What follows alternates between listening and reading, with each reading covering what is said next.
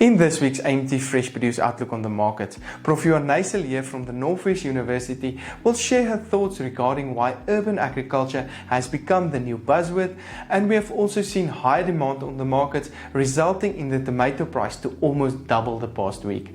All in this week's video, so make sure to stay tuned.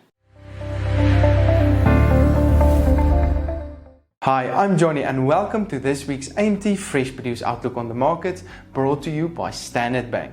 In this week's video, we talk to Prof. Johan Nysel here from the Northwest University regarding urban agriculture, so make sure not to miss that. But let's go and see what happened to vegetable prices the past week. Potato prices again decreased by 3% week on week to R39.26 per 10 kg bag, with higher demand that may support the price the coming week.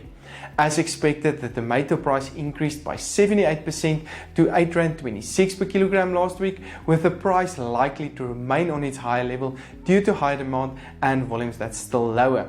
The carrot price decreased by 11% to R2.69 per kilogram last week. However, high demand may result in this price to stay sideways or even move a little bit upwards. The onion price decreased by 8% week on week to R4.23 per kilogram, with the higher demand also expected to result in a sideways or even slightly upward movement in the price.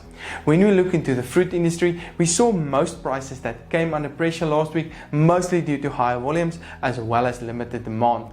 Let's hope that higher demand this week can support the prices. The banana price decreased by 14% to R6.64 per kilogram last week, while the apple and pear prices both decreased to R8.98 and R8.02 per kilogram respectively. The latest orange price also traded lower to R10.21 per kilogram, with a 16% decrease in the avo price to R37.54 per kilogram. We've also seen a 63% increase in avo volumes that resulted in the downward movement. We're also expecting higher avo volumes the coming season, which may result in prices to trade on a general lower level compared to the past year. As expected, better quality grapes supported the grape price, with the latest price of R14.34 per kilogram. But let's go and listen to Prof. Johan Nysel here regarding urban agriculture and the potential for poverty alleviation as well as income generation. As promised, we're here with Professor Johan Nysel here from the Northwest University today. She's a town planner, urban and town planning, and that's a specialty. And we thought of talking about some urban agriculture and the trends and where we're moving towards. Welcome, Prof, and thank you for being here. Prof, there's a whole movement towards urban agriculture for food security and so forth. What have you seen regarding trends in the urban agriculture environment? So from a spatial planning perspective, there's definitely an increase and a realization of the importance of urban agriculture. From a sustainability perspective, but also from the whole smart city concept, so where we try to enhance accessibility and choice. So by including urban agricultural options into our cities, we provide accessibility and choice in terms of food security. So from a spatial planning perspective, there's a realization that we should actually plan for these spaces and for these land uses that can enhance urban agriculture. So there's definitely a drive towards it to reclaim nature in our cities, but then part of that is to reclaim this land and space for urban agricultural practices. We've seen that there's a lot of infrastructure already available for these urban agricultural developments, but what issues or factors that can limit the development have you seen in your time? So currently it's really the practice of spatial planning that's not including urban agriculture as a land use. So we need to rethink spatial planning and the way we plan our cities and actually demarcate areas for urban agriculture. The other thing is definitely educating our communities into how do we go about with urban agriculture, with food and food security in our cities.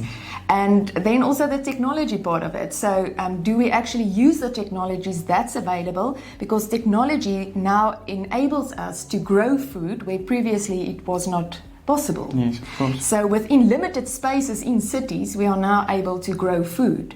So from a spatial perspective, that makes more sense. Yes, and of course the transport factor, and if you take it back to the economic factor of it, it's much cheaper getting it to the markets. Yes. And to the end consumer, of course.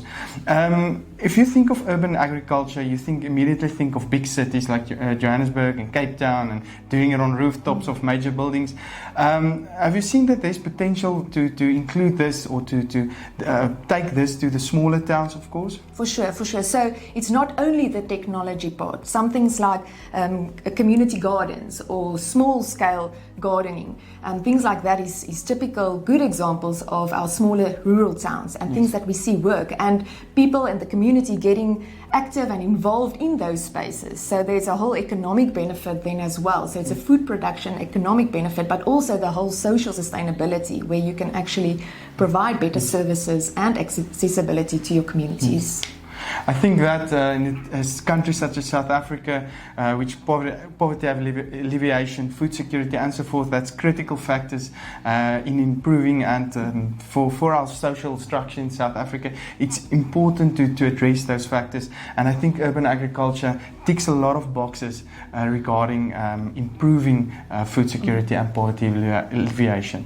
Thank you very much, Prof. Johanay, and for this and more information, please don't hesitate to contact me.